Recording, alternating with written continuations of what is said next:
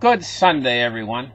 Welcome to the show. Listen, I'm glad to have you guys here. I got breaking news for you guys.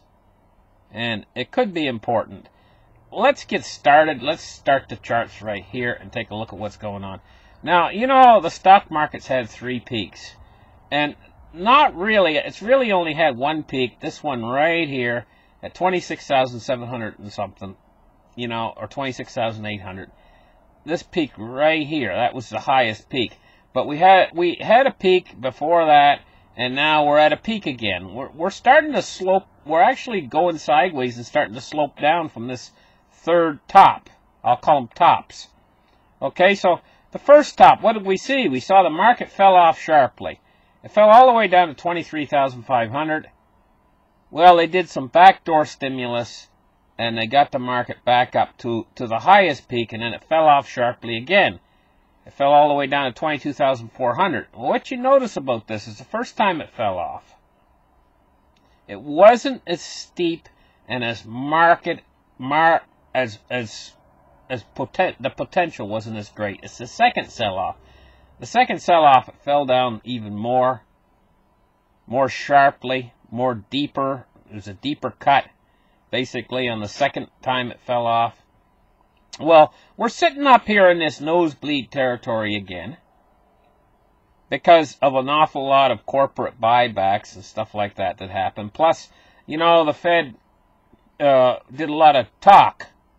It was only talk, but it was a lot of talk about how they were going to lower interest rates and come along with quantitative easing before. And basically, they were saying to the market, hey, you know what? Don't worry. We got you guys back. You know, we got your backs. So, go ahead. And that's what's happened. The markets went way up here, buoyed on all this enthusiasm that there's going to be quantitative easing and we're going to have we're going to have interest rates go back down to 0 and all this talk, you know. The market's buoyed itself back up into this territory again. But you notice it doesn't want to go any higher than these 3 peaks we've had. It doesn't want to go any higher than that. And now look, it's starting to back off a little bit. Now what happened the last 2 times? We got a market sell-off, big sell-off. Now, I'm going to tell you what. Tomorrow morning, the market's going to open up. In fact, the future trading's, I think, already on, happening. I haven't checked the futures yet, but we got big news here. The big news comes in the form of an abrupt turn by Donald Trump. He is going to more than double down on the trade war. Big time. He's going to increase it big time. He's really bringing out the big guns now against China in hopes that they can speed up these negotiations, in hopes that China will yield. Well, the Chinese people, I'm not so sure they're going to yield. I don't know. I mean, it's an awful big gamble as far as I'm concerned, thinking that they're going to yield on this. It's a huge gamble. So, in his tweet here, Donald Trump says, for 10 months, China has been paying tariffs to the United States of America of 25% on $50 billion worth of high-tech goods. Okay? That's only $50 billion worth of goods. And 10% on $200 billion of other goods. These payments are partially responsible for our great economic results. The 10% will go up to 25%. And it's going to go up from $200 billion worth of goods to $325 billion worth of goods. So, nearly doubling the amount of goods that the tariffs are on already. That would double it. That would double the tariffs if it was just on increasing the amount of goods that it's on. That would double it alone. But he's going to take it again from 10% to 25%, which is more than doubling that again. So it's like doubling it and doubling it again.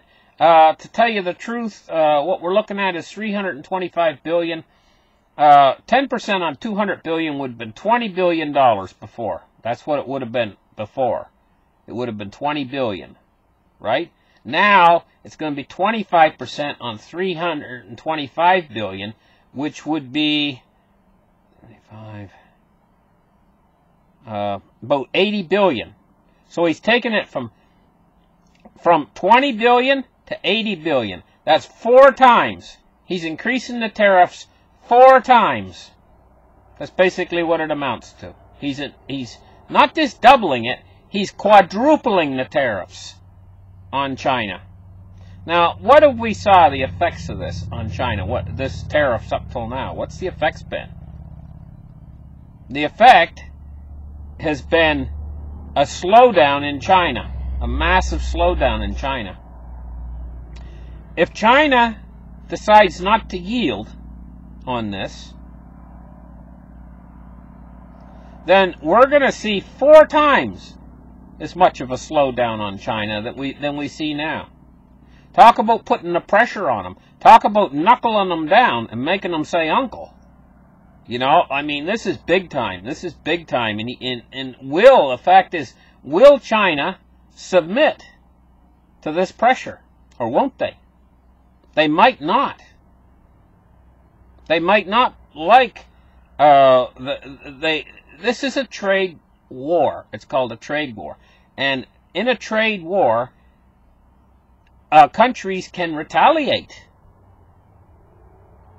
You know? Instead of backing down, they can retaliate in a trade war. And so we have to wait to see what the ramifications of that's going to be. And the slowdown of China, what this slowdown will create. But there's another effect of all of this. And the other effect has to do with the Dow Jones Industrial Average itself. How will the Dow Jones respond tomorrow to this? Because the Dow Jones has been buoyed up to dizzying heights right now. What will the response be? Is it possible to have a 1,000-point drop in the Dow, and then followed up day after day with more downward pressure?